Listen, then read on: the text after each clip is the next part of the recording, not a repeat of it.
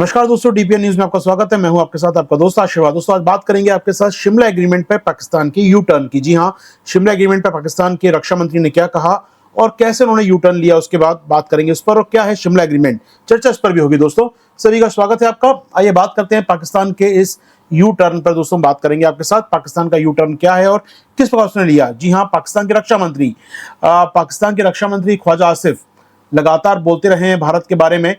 अभी रिसेंटली उन्होंने कहा कि 1972 में जो शिमला एग्रीमेंट हुआ था वो अब एक डेड डॉक्यूमेंट है। जी हाँ, वो एक मृत दस्तावेज है, ये इनका कहना है यहाँ पर ख्वाजा आसिफ का। ख्वाजा आसिफ ने जैसे ही कहा तो पाकिस्तान फॉरेन मिनिस्ट्री को सामने आना पड़ा। पाकिस्तान का विदेश मंत्रालय सामने आया और उन्होंने कहा नहीं, ऐसा कुछ नहीं है, कोई भी द्विपक्षीय मसला खत्म नहीं किया गया है, अभी ऐसा कोई फैसला नहीं किया गया है। जी हाँ, तो ख्वाजा आसिफ जो रक्षा मंत्री हैं और विदेश मंत्रालय अलग बातें कर रहे हैं। आइए बात करते हैं इस टॉपिक पर दोस्तों आपके साथ।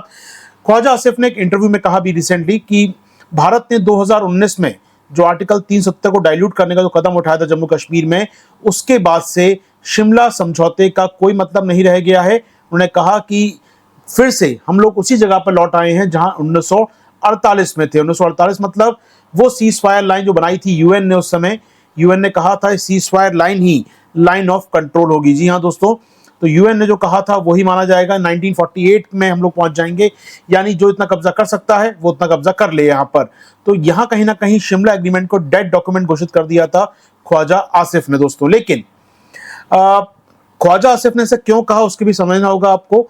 रिसेंटली 2019 में जो भारत सरकार ने जम्मू कश्मीर में किया, उसके बाद ऑपरेशन सिंदूर चल रहा था, जिससे कहीं ना कहीं पाकिस्तान एक फ्रस्ट्रेशन में जी रहा है। जी हाँ, पाकिस्तान को लग रहा है कि वो कुछ हासिल नहीं कर पा रहा, जम्मू कश्मीर का मुद्दा भी धीरे धीरे खत्म हो गया है और अब आतंकवादी कैंप भी नष्ट हो रहे हैं। तो कहीं ना कहीं पाकिस्तान के पास विकल्प कम है। ऐसे में अपनी बात को जिंदा रखने की जरूरी है, कुछ ऐसा बयान वो देता रहे जिससे कहीं ना कहीं ग्लोबल कम्युनिटी में चर्चा हो।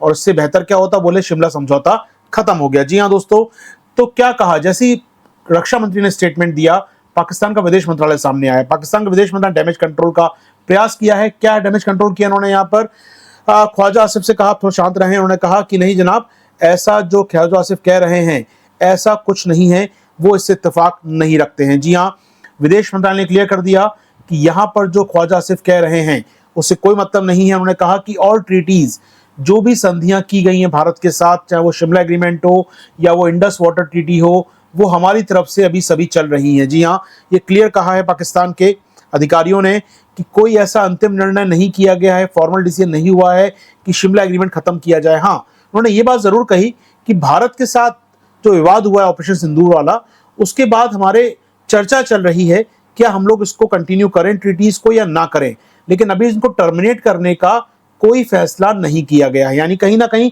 पाकिस्तान के अंदर ये बात चल रही है लेकिन इस पर फैसला नहीं हुआ है। चलिए व्हाटएवर, हम बात करें दोस्तों शिमला एग्रीमेंट क्या है आपके साथ।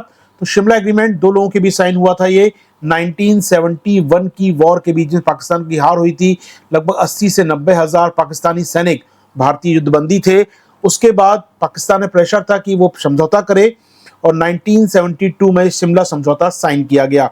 उस समय इसको हम लोग शिमला समझौता बोल रहे हैं दोस्तों। यहाँ पर साइन हुआ था जुलाई 2, 1972 को। पाकिस्तान की ओर से वहां के राष्ट्रपति जुल्फिकार अली भुट्टो और भारत की ओर से तत्कालीन प्रधानमंत्री इंदिरा गांधी ने इस पर साइन किए थे दोस्तों। जी हाँ, इसमें क्या कहा गया था, इस समझौते में क्या बातें कही गई थी समझिएगा। सबसे महत्वपूर्ण जो बात इसमें कही गई थी कि दोनों देश अपने डिफरेंसेस को पीसफुल तरीके से निपटाएंगे और इसमें किसी भी तीसरे देश की मनाही होगी, कोई थर्ड पार्टी इसमें एंटर नहीं कर सकती। जो करना है बायलैटरल करेंगे, द्विपक्षीय करेंगे। यानी क्लियर था कि हमें अपनी शांति स्थापित करने के लिए तीसरे पक्ष की आवश्यकता नहीं है। ये बहुत क्लियर कहा गया हम लोगों ने यहाँ पर। दूसरा जो मुद्दा, दूसरा महत्वपूर्ण इसके अंदर भाग था, वो था कि 1971 में कहा गया कि ये जो एलओसी है, ये सीज फायर लाइन है, ये एलओसी होगी और कहीं ना कहीं इसको पार नहीं किया जाएगा दोनों की सेनाओं के द्वारा। जी हाँ, लाइन ऑफ कंट्रोल तय हो गया और वो इसको एक पक्षीय रूप से बदलने का प्रयास नहीं करेंगे। जी हाँ, जो सीमा बनाई गई है भारत पाकिस्तान की एलओसी है, इसको वो एक पक्षीय स्तर पर, यानी कहीं ना कहीं ये नहीं कि वॉर करके हमने जीत लिया और हम पार आ गए, नहीं। जो होगा पीसफुल डायलॉग होगा, इस पर बात करेंगे एलओसी पर, लेकिन एक तरफा कार्रवाई नहीं होगी। इसके अलावा दोस्तों तीसरा एग्रीमेंट जो शिमला एग्रीमेंट में था कि दोनों देश एक दूसरे के खिलाफ बल का प्रयोग नहीं करेंगे, युद्ध नहीं करेंगे, ताकत का प्रयोग नहीं करेंगे। जी हाँ, क्षेत्रीय अखंडता के लिए राजनीतिक विवादों को देखते हुए वो एक दूसरे पर अटैक नहीं करेंगे, ये क्लियर कहा गया था शिमला समझौते में दोस्तों। यानी कहीं ना कहीं ये तीनों बहुत इंपॉर्टेंट बातें थी शिमला समझौते में। लेकिन पाकिस्तान लगातार उल्लंघन कर रहा है। कभी पाकिस्तान चीन की मध्यस्थता का प्रयास करता है, कभी इसके अंदर अमेरिका की मध्यस्थता का प्रयास करता है, तो लगातार पाकिस्तान इसका वायलेशन कर रहा है। हालांकि अब पाकिस्तान ने आरोप लगाया है कि भारत ने अमेरिका की मध्यस्थता कराई, इस शिमला समझौते को तोड़ दिया है।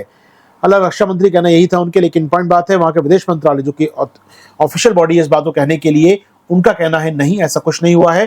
ख्वाजा आसिफ के बयान से हम इत्तेफाक नहीं रखते हैं।